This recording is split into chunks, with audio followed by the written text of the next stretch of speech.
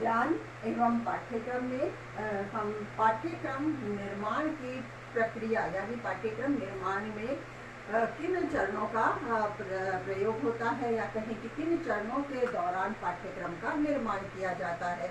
तो इस तरह के पाठ्यक्रम के चरण या सोपान हैं जिनका अध्ययन हम कर रहे हैं। इसमें हमने विषय वस्तु के गठन तक हमने पाठ्यक्रम के सोपानों का अध्ययन कर लिया था कि किस तरह से शैक्षिक उद्देश्यों की प्राप्ति या शैक्षिक उद्देश्यों की प्राप्ति के लिए उनका निर्धारण किस प्रकार किया जाना है, किस तरह से शिक्षा के लक्ष्यों की प्राप्ति में भी पाठ्यक्रम सहायक हो, इस दृष्टि से भी प्रयास किया जाना चाहिए पाठ्यक्रम निर्माण करते समय। और इन उद्देश्यों की प्राप्ति, इन लक्ष्यों की प्राप्ति किस विषय वस्तु के माध्यम से होनी है, तो उस विषय वस्तु के गठन का भी हमें ध्यान रखना होता है। इसमें हमने एक तरह से विषय वस्तु में क्या क्रमबद्धता हो सकती है, किस प्रकार से व्यवस्थित किया जा सकता है, इन सब का अध्ययन हमने कर लिया था। और कुछ बातें हैं विषय वस्तु के गठन से संबंधित, उन्हें भी हम पढ़ लेते हैं। विषय वस्तु का गठन।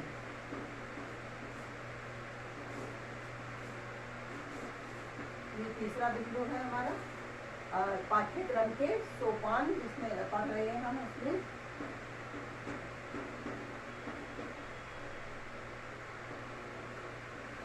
सोपान या चरण है पाठ्यक्रम निर्माण की।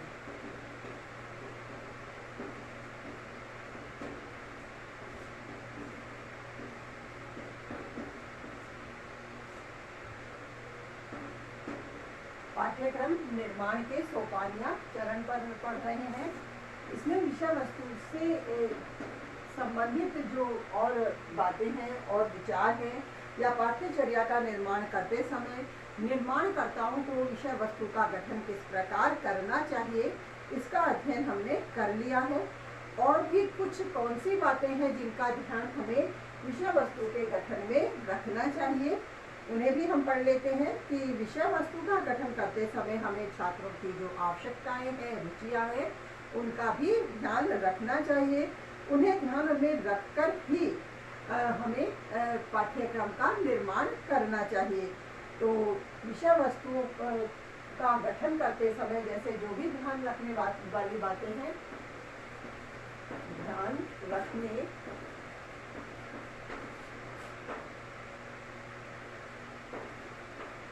योग्य बातें, तो इसमें जैसे सर्वप्रथम छात्रों की रुचि व आवश्यकताओं का ध्यान रखकर, रुचि व आवश्यकताओं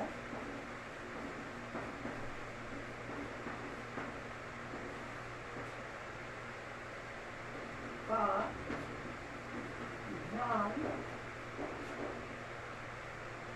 रखकर पाठ्यचर्या का निर्माण करना चाहिए।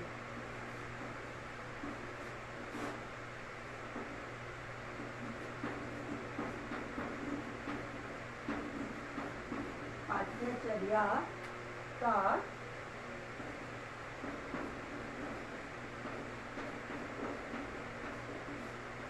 निर्माण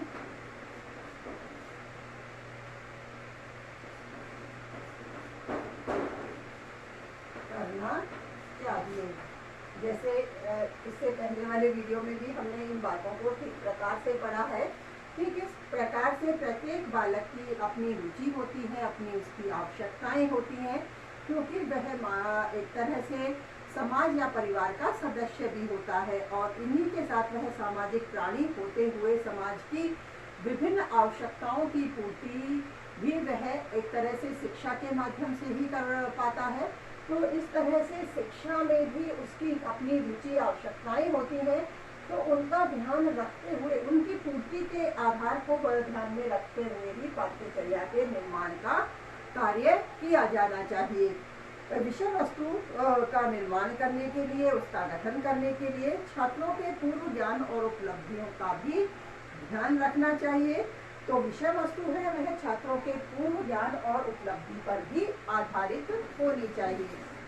विषय वस्तु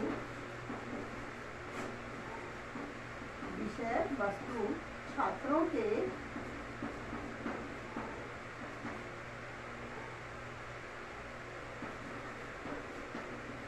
पूर्व ज्ञान व उपलब्धियों पर भी आधारित होनी चाहिए।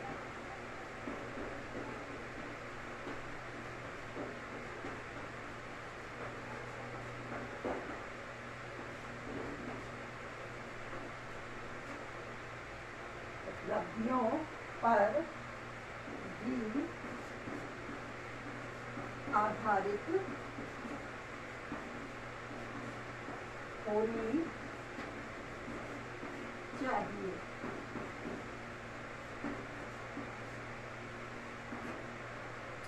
जैसे कि पाठ्यचर्या का निर्माण कर रहे हैं तो निर्माण करते समय बालकों को किस प्रकार का ज्ञान प्रारंभ में ही है या पहले से किस तरह के ज्ञान को वह रखते हैं, किस तरह की उनकी उपलब्धियां हैं, तो उससे आगे का ज्ञान किस तरह से सिखाया जाना है, इसका ध्यान रखते हुए ही विषय वस्तु का गठन किया जाना चाहिए। इसी तरह से छात्रों में किस तरह से उनकी जो योग्यता है, क्षमता है, व्यक्तित्व, उनकी विभिन्नता भी है, क्योंकि प्रत्येक छात्र है, प्रत्येक बालक है, एक समान नहीं होते, सभी किसी न किसी तरह से कुछ न किसी आधार पर अलग होते हैं या कहीं जिसे कि व्यक्तिगत विभिन्नता उनमें होती ही है। तो विषय वस्तु का गठन करते समय उस व्यक्तिगत विभिन्नता का भी ध्यान रखा जाना चाहिए। विषय वस्तु के गठन में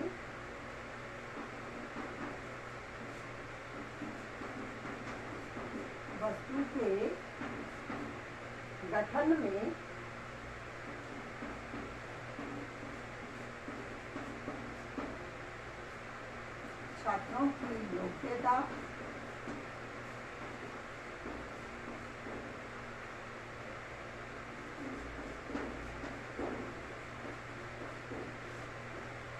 अभिक्षमता,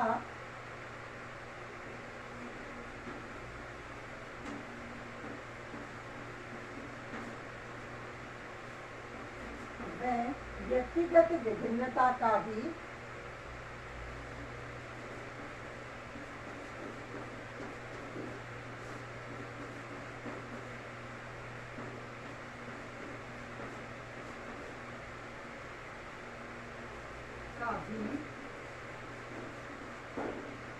ध्यान रखना चाहिए।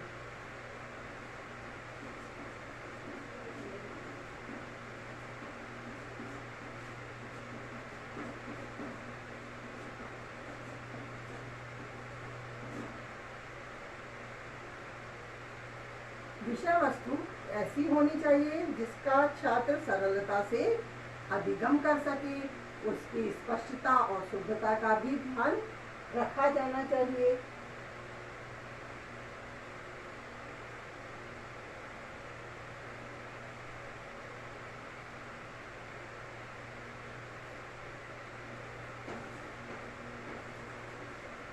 विषय वस्तु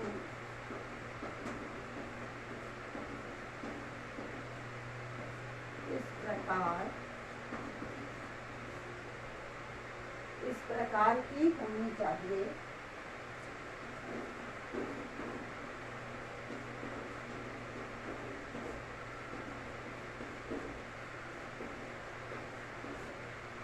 विषय वस्तु इस प्रकार की होनी चाहिए जिसका छात्र सरलता से अधिगम कर सकें।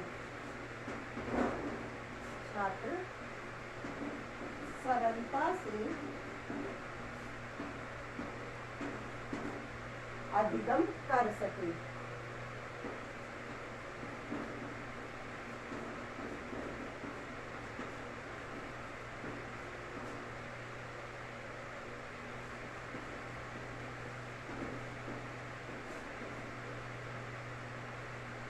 विषय वस्तु शुद्ध व स्पष्ट भी होनी चाहिए।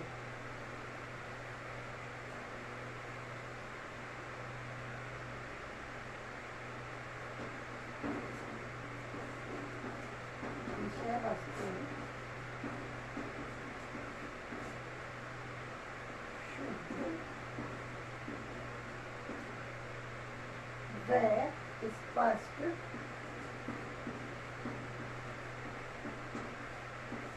भी होनी चाहिए।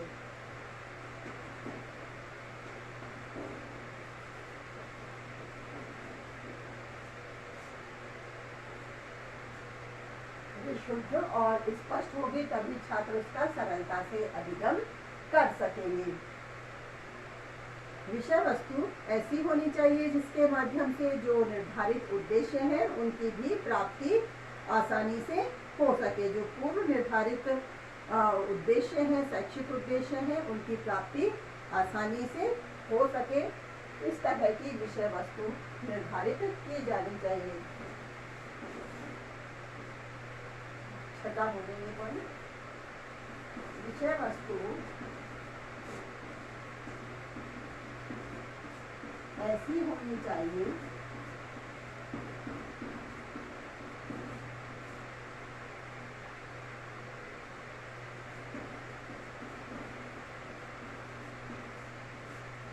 जिससे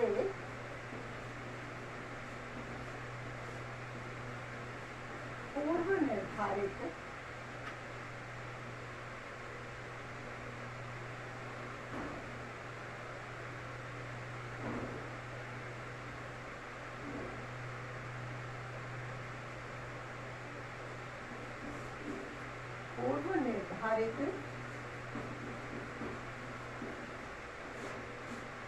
शैक्षिक उद्देश्यों की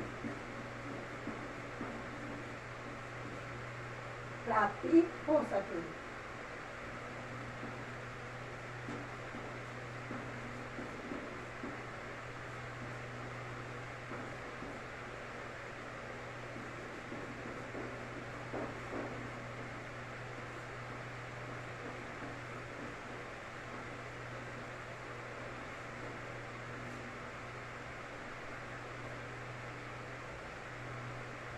विषय वस्तु इस तरह की भी होनी चाहिए जो कि समाज, राष्ट्र के भी हितकर में हो या उसकी हितकारी हो, उपयोगी हो, क्योंकि छात्रों की आवश्यकताओं का तो ध्यान रख ही नहीं है, छात्रों के साथ ही समाज और राष्ट्र है उनके लिए भी उपयोगी हो। तो इस तरह की विषय वस्तु का चयन किया जाना चाहिए। विषय वस्तु का चयन इस प्रकार करना चाहिए, इस प्रकार करना चाहिए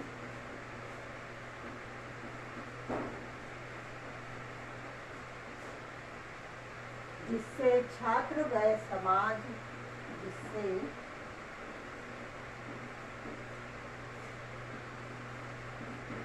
छात्र, समाज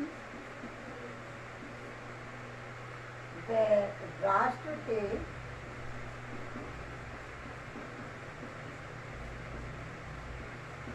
लिए उपयोगी हो सके।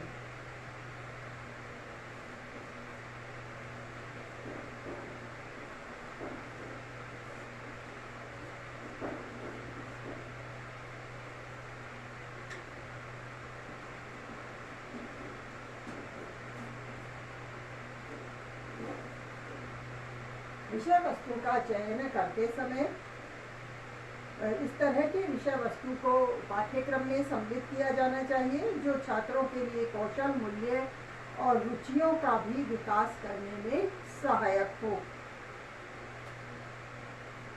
पाठ्यचर्या में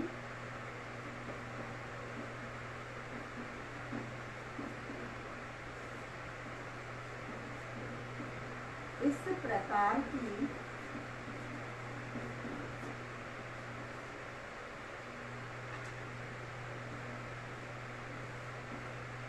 विषय वस्तु को सम्मिलित किया जाना चाहिए। विषय वस्तु को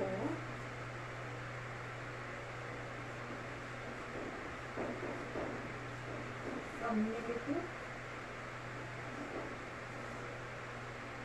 इस प्रकार की विषय वस्तु को सम्मिलित किया जाना चाहिए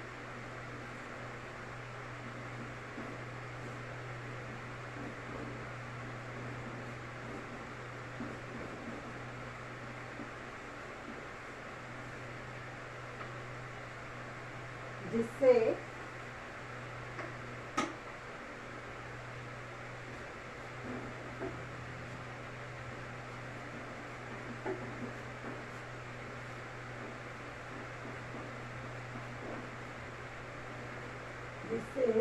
छात्रों में कौशलों, मूल्यों व रुचियों का विकास हो सके, जिससे छात्रों में रुचियों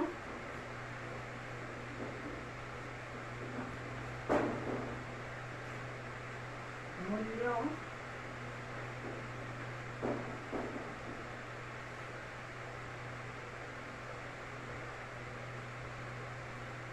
व कौशलों का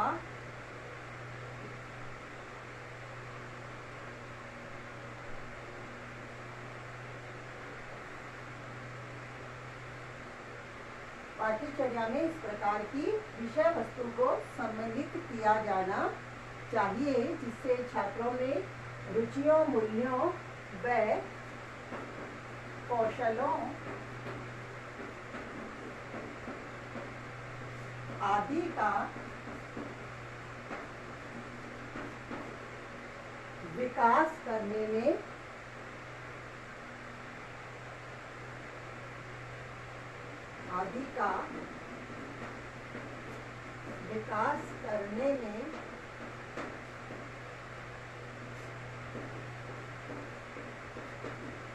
सहायक हो सके।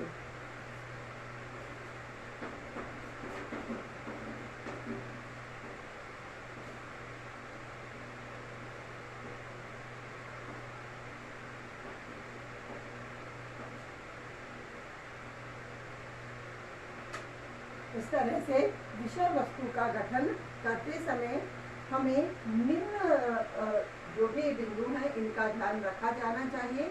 इन्हीं के माध्यम से ही छात्रों की आवश्यकताओं का भी ध्यान रखा जा सकता है, उनकी क्षमताओं, उनके कौशलों को भी विकसित किया जा सकता है और साथ ही किस तरह से समाज और राष्ट्र के लिए भी वह उपयोगी सिद्ध हो सकते हैं। इसी तरह से विषय वस्तु के